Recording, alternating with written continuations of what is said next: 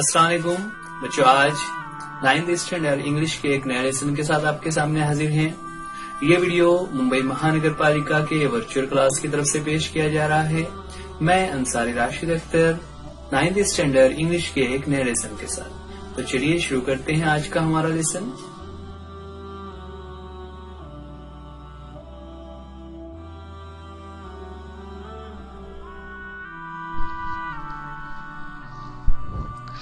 Ninth standard English के इस नए वीडियो के साथ आपके सामने हाजिर हैं।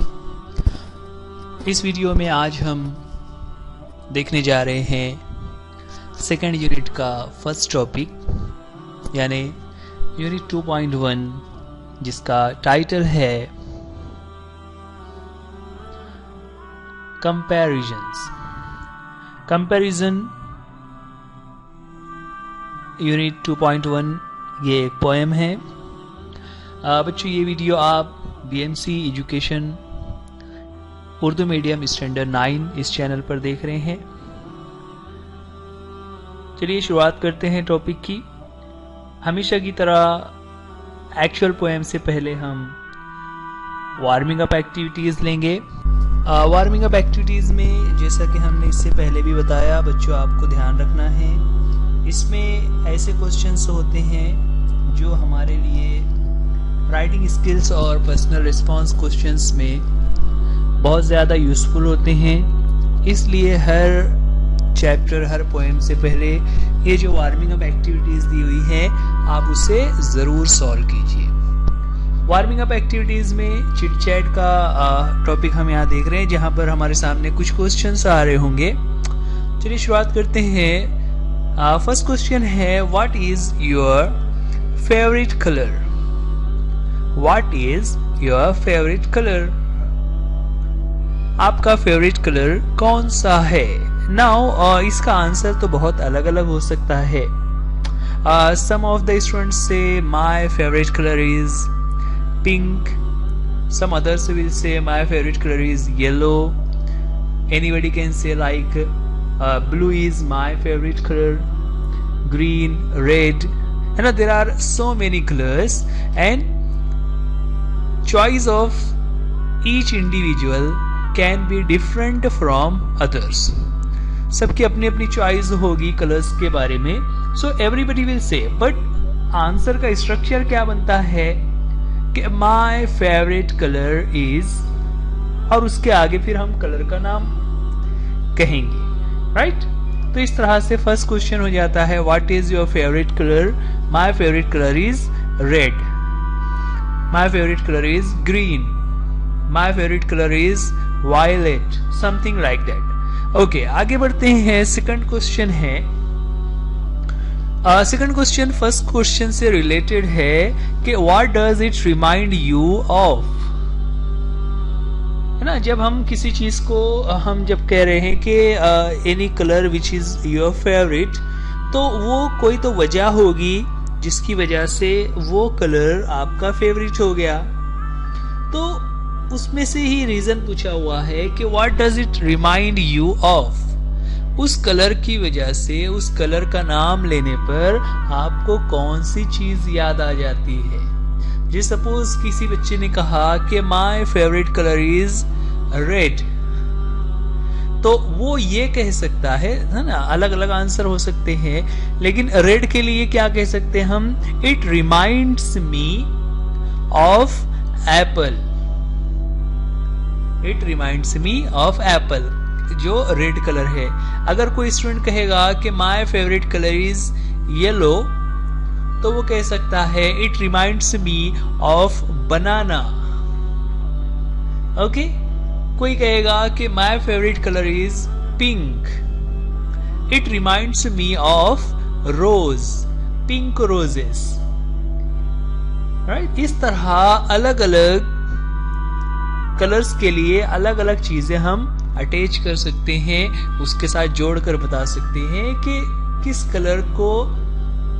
कलर को जब आप लाइक करते हैं तो उस लाइक के पीछे आपको कौन सी चीज याद आ जाती है जिसकी वजह से आपका वो फेवरेट कलर बन गया है।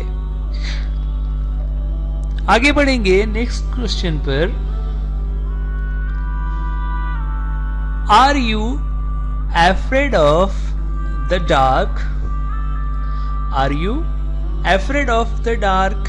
ये एक रिटोरिकल क्वेश्चन है, यानी इसका आंसर यस या नो में आएगा।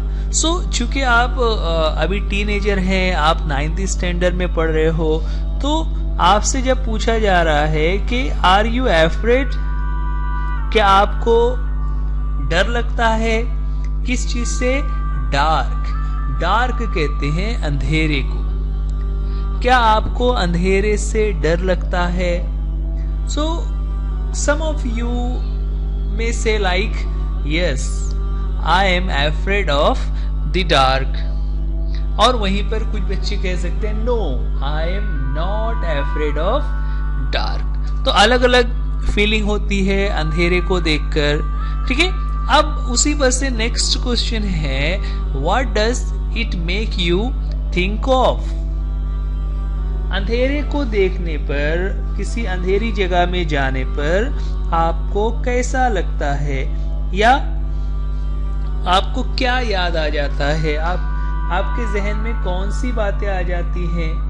यहाँ पर हम कह सकते हैं कि when I go into dark, और आपने यस कहा है, तो it makes me think of ghost, it makes me think of harmful animals, insects, है ना। इस तरह से डार्क में चीजें हो सकती है। ओके, नेक्स्ट क्वेश्चन है, if you were asked to design a big garden, what will you include in it? देखिए, अब यहाँ पर एक कंडीशनल क्लॉज के साथ सेंटेंस दिया हुआ है कि if you are asked to design a big garden, अगर आपसे कहा जाए कि एक बड़ा सा गार्डन तैयार करना है, तो what will you include in it? उसमें आप कौन कौन सी चीजों को इंक्लूड करेंगे? इंक्लूड मीन्स शामिल करना। कौन सी चीजें शामिल करेंगे? तो हम शामिल कर सकते हैं कि एक बड़ा सा गार्डन है, तो उस बड़े गार्डन में क्या होगा? प्लेग्राउंड रहेगा, जहां पर बच्चों के लिए स्लाइड्स होंगे, है ना, डिफरेंट टाइप्स ऑफ स्विंग्स होंगे, देन सी सॉ रहेगा, right.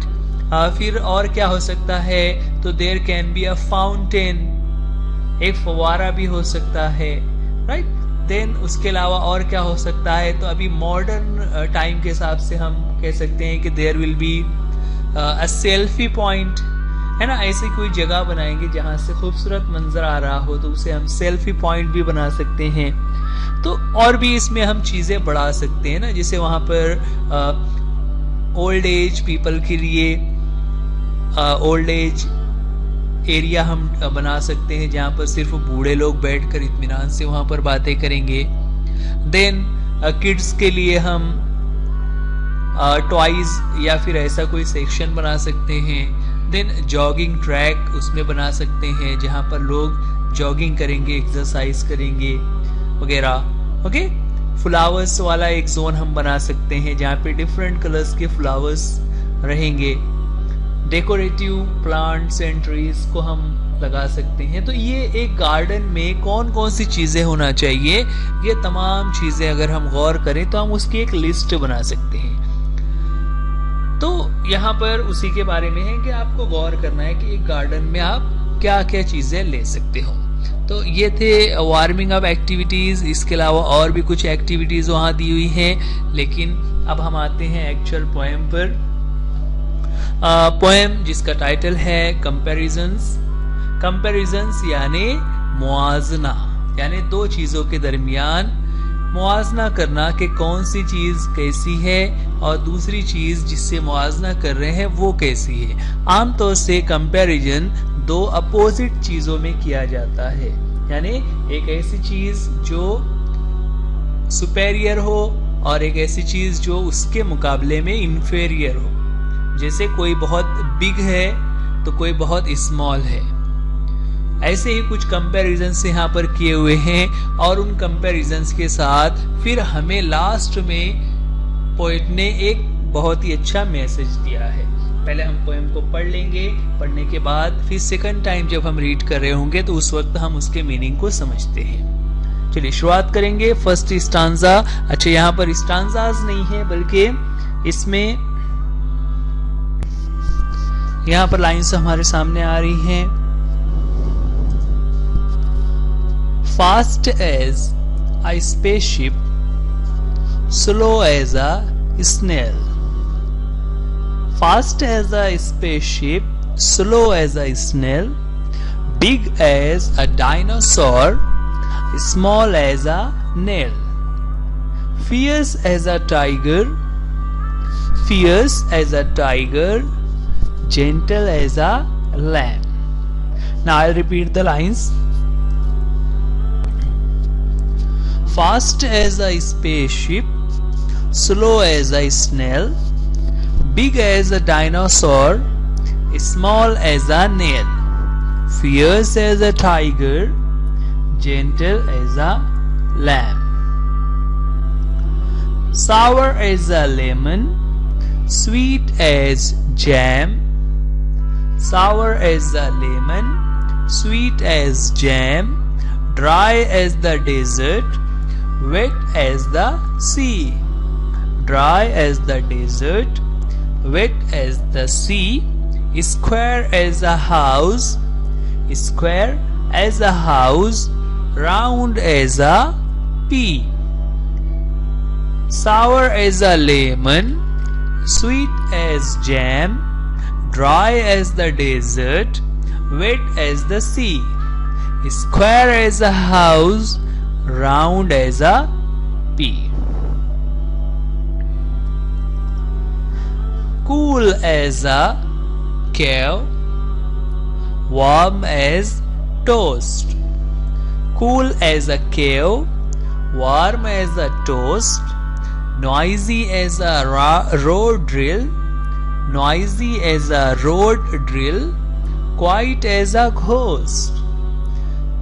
Strong as an ox, weak as kitten. Cool as a cave, warm as a toast, noisy as a road drill, quiet as a ghost. Strong as an ox, weak as kitten. आगे है hard as a rock, soft as a mitten. Hard as a rock, soft as a mitten, dark as a tunnel, light as the moon. Dark as the tunnel, light as the moon, night time midnight, daytime noon. Now I repeat the lines. Hard as a rock, soft as a mitten, dark as a tunnel, light as the moon, night time midnight, daytime noon. Tall as a giant, short as an elf,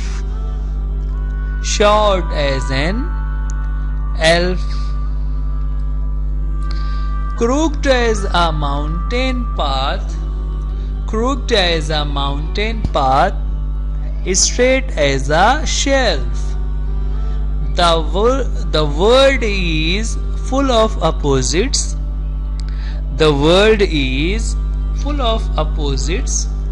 So think of some yourself.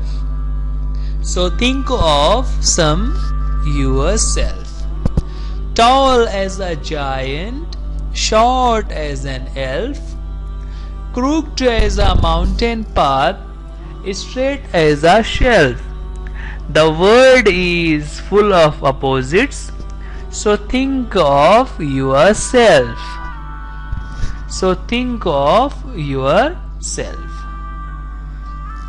Last में name of poet होता है, जहां पर लिखा हुआ है anonymous.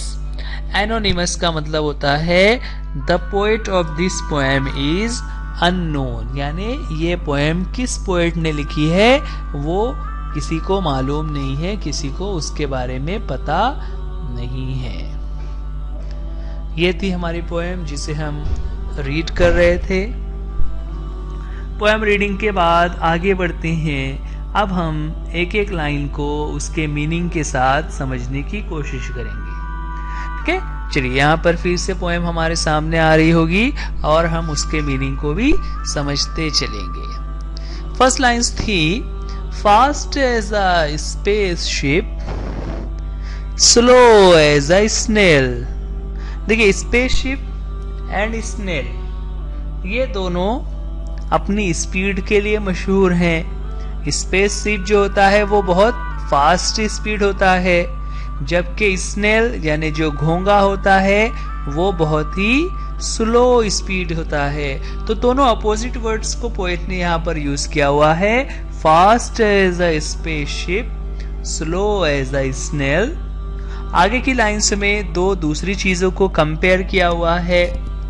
Line से है, big as a dinosaur. Dinosaur हमें पता है डायनासोर काफी बड़े होते हैं, हाथी से भी बड़े होते हैं। और उसको कंपेयर किया है किससे, स्मॉल एज अ नेल, कि हमारे हाथ के जो नाखून होते हैं, तो अगर हम जिस्म के एतबार से देखें कि हम इतने बड़े हैं और हमारा नाखून कितना छोटा है, तो दो चीजें हैं। एक तो डायनासोर जो कि बहुत बड़ा है, और दूसरा नाखून जो है वो नाखून कितने छोटे हैं ना। यहाँ पर सब चीजों को कंपेयर किया जा रहा है। आगे है, fierce as a tiger, gentle as a lamb. Fierce as a tiger, gentle as a lamb. Tiger fierce होता है, फियर्स यानी खूंखार, खौफनाक, जिसको देखकर डर लग जाए। तो टाइगर बिल्कुल खौफनाक या खूंखार होता है, जबकि लैम जो होता है, जिसे हम मेमना कहते हैं, जो एक्चुअल में भेड़ या बकरी का जो बच्चा होता है उसे लैम कहते हैं। अच्छा, लैम में बच्चों बी साइलेंट है, ये ध्यान रहेगा। लैम्ब ऐसा नहीं पढ़ते हैं, उसे सिर्फ मो तक आवाज आएगी, लैम। सो वर्ड हो जाता है, यहाँ पर हमारा फ्रेज है, fierce as a tiger, gentle as a lamb. कि टाइगर जो कि बहुत ज्यादा खूंखार है, जबकि उसके मुकाबले में जो लैम है वो बहुत ही जेंटल यानी नाजुक और मासूम दिखाई दे रहा है। आगे है, sour as a lemon, sweet as jam. Again two things are compared and both are opposite to each other, lemon and jam। Lemon कैसा होता है, सावर होता है, खट्टा होता है, जबकि जैम कैसा होता है, स्वीट होता है। तो खट्टा जैसे कि लेमन होता है, सावर एज अ लेमन, और स्वीट एज जैम यानी मीठा जैसा कि जैम होता है। आगे है, dry as the desert, wet as the sea. Dry as the desert, देखिए अब ये दो लैंड फॉर्म्स बताए जा रहे हैं कि डेजर्ट जो होता है वो बिल्कुल ड्राई यानी खुश्क होता है, उसके बरक्स सी जो होता है, सी इज वेट, क्योंकि वो पानी होता है इसलिए वो वेट यानी गीला होता है। Dry and wet, these two opposite words are described here. आगे है, square as a house, round as a pea, है ना। घर जो होते हैं वो घर की दीवारें बिल्कुल सीधी सीधी उठाई जाती हैं, और इसीलिए उसे स्क्वायर कहा हुआ है कि मुरब्बे की शक्ल का है, चौकोन है। Round as a pea, pea कहते हैं मटर के दानों को। तो मटर के जो दाने होते हैं वो राउंड होते हैं, जबकि घर जो होता है, घर स्क्वायर शेप में होता है, उसकी दीवारें सीधी सीधी उठी हुई होती हैं। आगे बढ़ते हैं, cool as a cave, warm as toast. Cool as a cave, cave कहते हैं गार को जो इस तरह से एक घर होता है जंगली जानवरों के लिए, जंगल के दरमियान, दरख्तों के दरमियान, तो वो बहुत कूल होता है, ठंडा होता है। उसके बरक्स वार्म एज अ टोस्ट। देखिए ये जो टोस्ट इस तरह से बनाया जाता है वो बिल्कुल गर्मा गर्म टोस्ट होते हैं। तो कूल एंड वार्म ये दो अपोजिट वर्ड्स को यहाँ पर यूज करते हुए दो चीजों को कंपेयर किया। आगे है noisy as a road drill, noisy as a road drill, quiet as a ghost. Noisy as a road drill, कि रोड ड्रिल जब हो रहा होता है यानी रोड को जब खोदा जा रहा होता है तो वो बहुत ज्यादा सिचुएशन होती है, नॉइजी होती है, यानी शोर शराबे वाली हालत होती है। जबकि घोस्ट जो होता है वो बिल्कुल क्वाइट यानी खामोश जगहों पर रहता है, खामोशी से आकर अपना काम करता है। So noisy as a road drill, है ना। देखिए यहाँ पर नॉइजी और क्वाइट ये दोनों अपोजिट वर्ड्स यूज किए गए हैं और उसके इन दोनों को यूज किया हुआ है ड्रिल और घोस्ट के साथ। तो noisy as a road drill and quiet as a ghost, जिस तरह से कोई घोस्ट यानी भूत खामोशी से आता है और रोड की ड्रिल जो होती है वो बहुत नॉइजी होती है। आगे फिर से दो अपोजिट चीजों को बताया जा रहा है, strong as an ox, weak as a kitten. Strong as an ox, कि ऑक्स यानी जो गाय का बछड़ा होता है, जो बुल होता है, यंग बुल को ऑक्स कहते हैं, तो वो बहुत स्ट्रांग होता है। उसके बरक्स जो बिल्ली के बच्चे होते हैं वो बहुत ही वीक यानी कमजोर होते हैं। तो दो अपोजिट चीजों को कंपेयर किया हुआ है स्ट्रांग एंड वीक के जरिए से।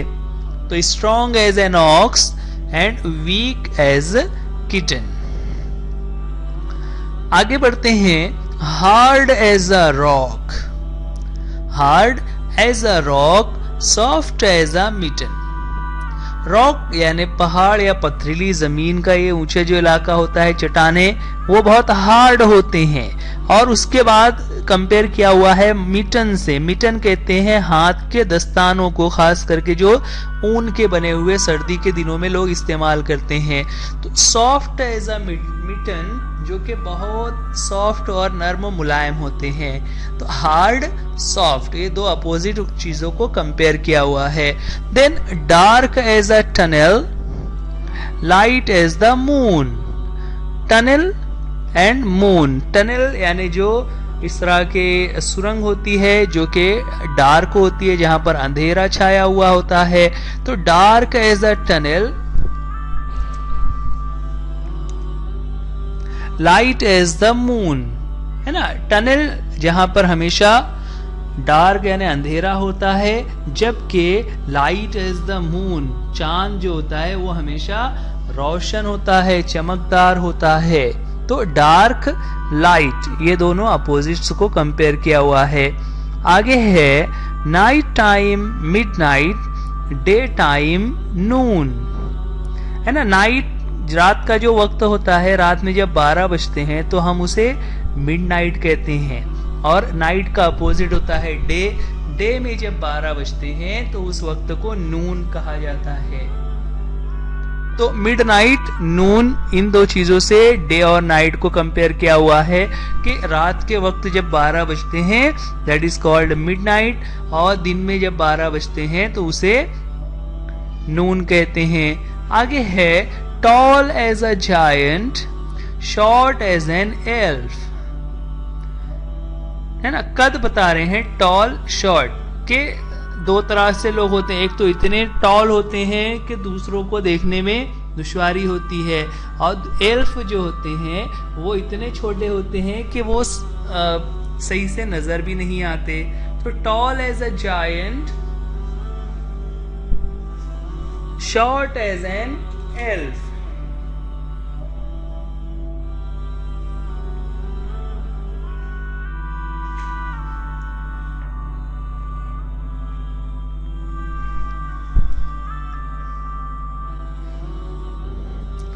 Crooked as a mountain path, straight as a shelf.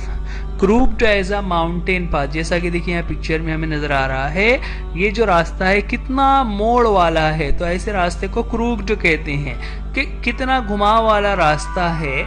जबकि उसके कंपेयर में जो शेल्फ बना हुआ है, शेल्फ यानी ये जो शोकेस नजर आ रहा है, जो इस तरीके से कबर्ड जैसा होता है, उसे शेल्फ कहते हैं, जो कि बिल्कुल स्ट्रेट होता है ना। तो क्रूक्ड यानी टेढ़ा मेढ़ा और स्ट्रेट यानी बिल्कुल सीधा, और इन दोनों वर्ड्स के साथ कंपेयर किया हुआ है माउंटेन पाथ एंड शेल्फ को। देन लास्ट की दो लाइन्स हैं, the world is full of opposites so think of some yourself. देखिए यहाँ पर हर चीज में एक एक कंपेयर किया हुआ है ना। जैसे अगर हम गौर करें, शुरू में पहले रफ्तार दी हुई है, फिर उसके बारे में साइज के बारे में दिया हुआ है, उसका टेम्परेचर कितना है वो बताया गया है, हाइट को समझाने की कोशिश की गई है, लाइट एंड डार्क को समझाने की कोशिश की गई है। यानी हर जगह पर दो तरह से चीजें हैं। लेकिन यहाँ पर लास्ट में पूछ रहे हैं, थिंक ऑफ सम योरसेल्फ, तुम क्या हो, यानी या तो तुम अच्छे स्टूडेंट हो या फिर तुम बुरे स्टूडेंट हो। स्टूडेंट अच्छे और बुरे होते हैं कि जो स्टूडेंट सही से स्टडीज कर रहा है that is a good student, और जो पढ़ाई पर तवज्जो नहीं कर रहा है that can be a bad student. तो इस तरह हमें कह रहे हैं कि थिंक ऑफ योरसेल्फ, अपने आप पर गौर करो कि आप किन लोगों में शामिल हैं, अच्छे लोगों में या फिर बुरे लोगों में। तो थिंक ऑफ योरसेल्फ। तो ये थी हमारी पोएम, जिसमें हम देख रहे हैं कि किस तरह पोएट ने मुख्तलिफ चीजों को कंपेयर किया हुआ है। उसके बाद यहाँ पर कुछ क्वेश्चन आंसर्स हैं, लेकिन क्वेश्चन आंसर्स आप अपने बुक में सॉल्व कर सकते हैं। हम लोग देखते हैं appreciation of the poem. Appreciation में जैसा कि इससे पहले भी हमने कहा कि उसमें कई सारे पॉइंट्स होते हैं, लेकिन आपको एग्जाम में कोई 5 पॉइंट पूछे जाने हैं। उसमें सबसे पहला पॉइंट होता है टाइटल ऑफ द पोएम। तो अभी जो हम पोएम पढ़ रहे थे उसका टाइटल तो हमने शुरू में ही देखा, टाइटल ऑफ द पोएम है कंपैरिजंस। टाइटल के बाद नेक्स्ट टॉपिक होता है ऑथर या पोएट। तो पोएट का नाम या ऑथर का नाम लास्ट में लिखा होता है। यहाँ पर लास्ट में लिखा हुआ था एनोनिमस। एनोनिमस का मतलब होता है पोएट इज अननोन। ओके, उसके बाद नेक्स्ट टॉपिक है राइम स्कीम। राइम स्कीम का मतलब होता है राइमिंग वर्ड्स किस तरतीब से पोएम में आ रहे थे, क्या हर 2 लाइन में राइमिंग वर्ड्स थे या एक लाइन छोड़कर था या 2 लाइन छोड़कर था, किस तरीके से था। तो राइम स्कीम के बारे में अगर हम गौर करें तो यहाँ पर शुरू के अगर हम 2 लाइंस को देखें, 4 लाइन को देखें तो उसमें A B C B इस तरह से राइम वर्ड्स यूज हो रहे थे, है ना। जैसे देखिए यहाँ पर फर्स्ट अगर 6 लाइन्स अगर हम देखें तो उन फर्स्ट 6 लाइन्स में हमें राइम स्कीम क्या मिल रहा है,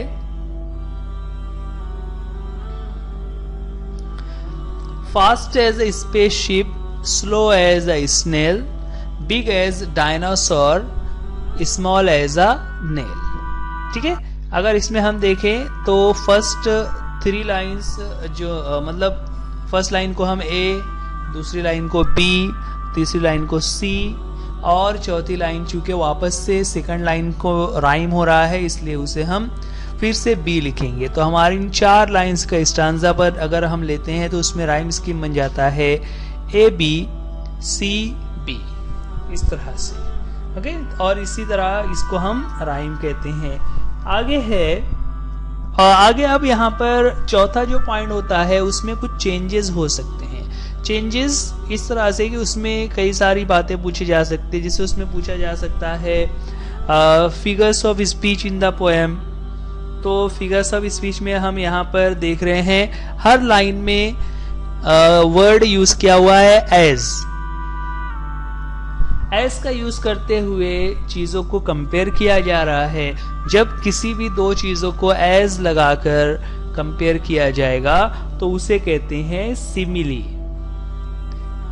इसी तरह कहीं कहीं पर हम देख रहे थे एलिट्रेशन भी यूज किया हुआ है, जहां पर दो वर्ड्स सेम लेटर से शुरू हो रहे हैं। जैसे यहाँ पर अगर हम फर्स्ट 4 लाइन्स में देखें तो slow snail, slow and snail दोनों एस से शुरू हो रहे हैं। इसी तरह आगे भी कुछ एग्जाम्पल्स हैं जहां पर हम ये देख सकते हैं, जैसे ड्राई डेजर्ट, ड्राई डेजर्ट ये भी एक एग्जाम्पल होती है एलिट्रेशन की, जहां पर दो लेटर्स, दो वर्ड्स एक ही लेटर से शुरू हो रहे हैं। एंड कूल एंड केव ये भी उसी की एग्जाम्पल है। आगे और देखें तो और भी कुछ एग्जाम्पल्स हमें मिल सकते हैं। ठीक है,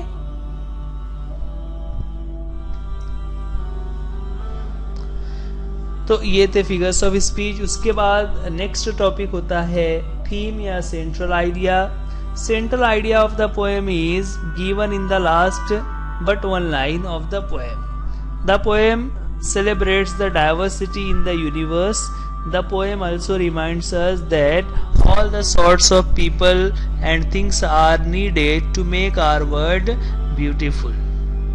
Okay, so ये 5 पॉइंट्स हैं। इसके अलावा कभी कभी एक पॉइंट बढ़ जाता है कि do you like poem, why, तो उसका आंसर आपको लिखना रहेगा। For example, yes I like the poem, this poem is made me think for the first time the extreme diversity in the world around me. I think the poem helped me to looking at the world around me in a different light. इस तरह से ये हमारा हो जाता है appreciation of the poem। बच्चों, यहाँ पर ये वीडियो आप BMC education Urdu medium standard 9 इस चैनल पर देख रहे हैं। आप इस चैनल को सब्सक्राइब कीजिए, वीडियो को लाइक कीजिए, अपने दोस्तों में शेयर कीजिए और सब्सक्राइब करते वक्त बेल आइकॉन को जरूर दबाइए ताकि हर नोटिफिकेशन आपको वक्त पर मिल सके। इसके अलावा रोजाना सुबह 8 बजे से 11 बजे तक इसी YouTube चैनल पर हमारे लाइव लेक्चर्स होते हैं। आप उसमें टाइम टेबल के हिसाब से शिरकत कीजिए और अपना एजुकेशन जारी रखिए।